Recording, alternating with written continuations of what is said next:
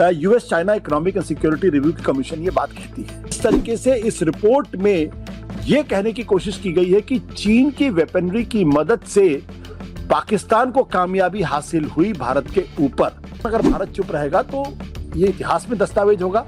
इसमें कहा कि उन्होंने भारत और पाकिस्तान दोनों को उन्होंने धमकी दी थी कि 350% टैरिफ हम लगा देंगे। और उसके बाद ट्रंप ये कहते हैं कि दरअसल भारत के प्रधानमंत्री नरेंद्र मोदी ने उनको फोन किया और उसमें पाकिस्तान की सेना को बढ़त की बात की गई है और चाइना का इन्वॉल्वमेंट की बात की गई है। ये चारों चीजें भारत के लिए बहुत ही डैमेजिंग है, भारत सरकार के लिए बहुत डैमेजिंग है।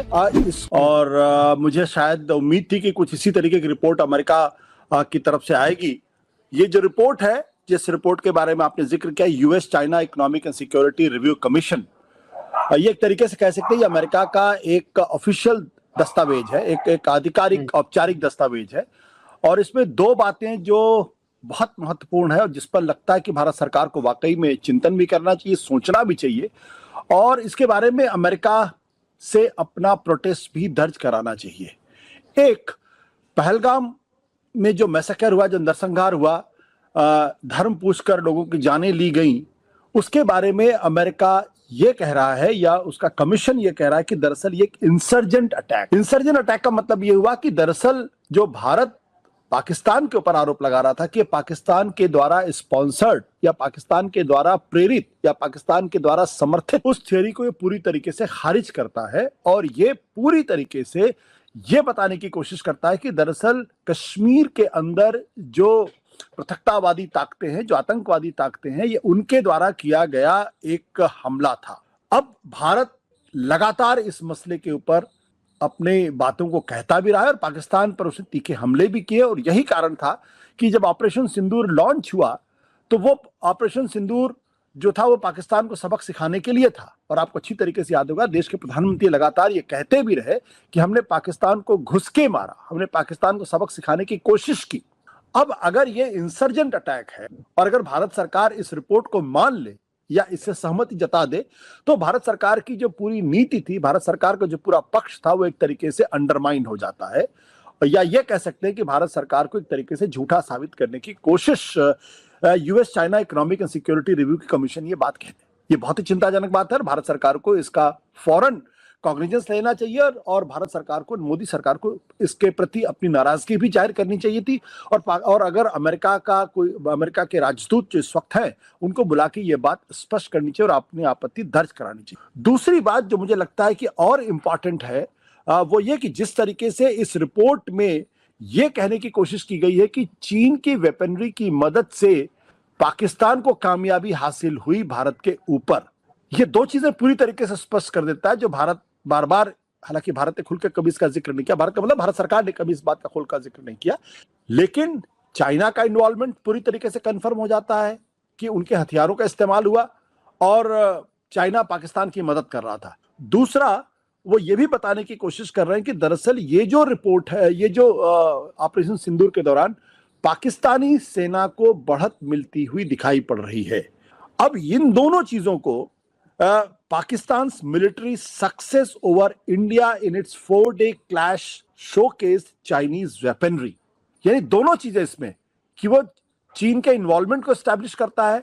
दूसरी बात, Pakistan military success over India, यानी भारत के ऊपर पाकिस्तानी मिलिट्री की जो कामयाबी है, ये दो बातें हैं इसमें। जबकि हम अच्छी तरीके से जानते हैं कि भारत ने किस तरीके से पाकिस्तान को सबक सिखाया, उनके 9 जो जो हवाई अड्डे थे उनको नुकसान पहुंचाया और उसकी वजह से पाकिस्तान का जो पूरा एयर डोमिनेंस था वो पूरी तरीके से तहस-नहस हो गया और उसको झुठलाने की कोशिश। अगर ये इस बारे में अगर भारत चुप रहेगा तो ये इतिहास में दस्तावेज होगा, दर्ज होगा और भारत जब भी इतिहास में इसके बारे में रिसर्च की जाएगी तो बार बार यही बात खुलकर सामने आएगी। अगर कोई अमेरिकन जर्नल्स के माध्यम से बात करने की कोशिश करेगा या अमेरिकन आर्काइव्स के बारे में कोई रिसर्च करने की कोशिश करेगा और ऑपरेशन सिंदूर पर अगर कोई थीसिस लिखने की कोशिश करेगा तो उसमें यही बात खुलकर सामने आएगी कि जो अमेरिकी सूत्र है या जो अमेरिकी रिपोर्ट ये कहती है कि दरअसल पाकिस्तान भारत के ऊपर भारी पड़ा था और उसका बड़ा कारण ये था कि चीन का उसमें सहयोग था। जबकि हम भारतीयों को अच्छी तरीके से मालूम है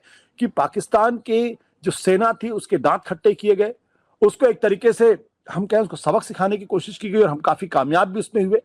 उसमें अगर ये दोनों चीजों का प्रतिकार अगर नहीं होगा तो फिर ये इतिहास में एक गलत दस्तावेज बनेगा और गलत तरीके से दर्ज होगा। मोदी जी इस पे बोलेंगे नहीं बोलेंगे उस पर तो सवाल मैं करूंगा, लेकिन ये रिपोर्ट आई क्यों, क्या इनका उद्देश्य है लाने का? देखिए, अमेरिका के अंदर जो तमाम एस्टैब्लिशमेंट, जो तमाम कमीशन हैं, वो समय समय पर रिसर्च करते रहते हैं, अपनी रिपोर्ट करते हैं। एक तरीके से कह सकते हैं ये उनका थिंक टैंक है, और ये थिंक टैंक अमेरिकी विदेश नीति का एक हिस्सा भी होता है, और अमेरिकी समाज को और अमेरिका को कैसे आगे बढ़ना चाहिए उसकी दिशा में वो उसका एक अन्वेषण भी करते हैं, और उसके बारे में अपनी राय, अपनी टिप्पणी भी करते हैं, और सलाहें भी देते हैं, और नीतियों को चुनने में मदद भी की जाती है। तो ये उनका एक जिसे कह सकते हैं कि आधिकारिक तौर पर उनके थिंक टैंक का एक हिस्सा है।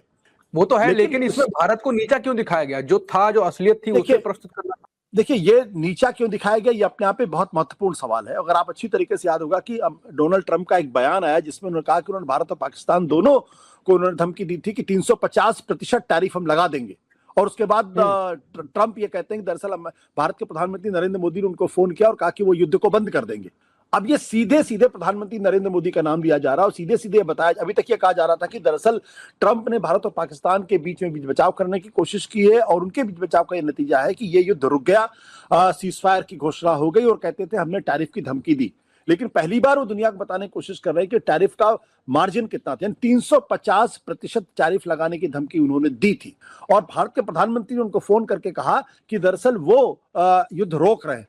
तो अब ये टैरिफ बढ़ाए, ट्रंप ने इस बार टैरिफ नहीं बढ़ा दिया थोड़ा सा, पहले 200 के आसपास की बात, वो छोड़ दो। इंपॉर्टेंट बात क्या है कि सीधे सीधे प्रधानमंत्री नरेंद्र मोदी का नाम इसमें लिया जा रहा, और ये कह रहे हैं प्रधानमंत्री नरेंद्र मोदी उनको फोन करके कहा कि हम युद्ध को रोक रहे हैं। ये जो स्थिति है, ये प्रधानमंत्री नरेंद्र मोदी को गलत रोशनी में पेंट करती है। अब भारत सरकार को इस बारे में भी अपना क्लैरिफिकेशन, स्पष्टीकरण देना चाहिए कि ट्रंप एक बार नहीं, कम से कम 60 बार इस तरीके का जिक्र कर चुके हैं, और अगर भारत इसका प्रतिकार नहीं करता है तो ये 3-4 चीजें इतिहास में दर्ज हो जाएंगी कि अमेरिका के राष्ट्रपति ने कहा 350% टैरिफ लगाने की धमकी दी, और भारत के प्रधानमंत्री ने कहा कि नहीं, हम आपकी बात मानते हैं, अब हमारे पर टैरिफ मत लगाइए। इसलिए ये भारत की विदेश नीति की एक बड़ी फेलियर है, और बहुत कि क्या कारण है कि अमेरिका भारत का पक्ष लेता हुआ दिखाई नहीं पड़ता है। वो भारत को एक ऐसे देश के तौर पर पेंट करना चाहता है कि वो भारत एक कमजोर देश है, और वो अमेरिका की धमकी और बंदर घुड़कियों के आगे झुक गया। प्रधानमंत्री ने खुद राष्ट्रपति को फोन करके कहा कि हम युद्ध को रोक रहे हैं।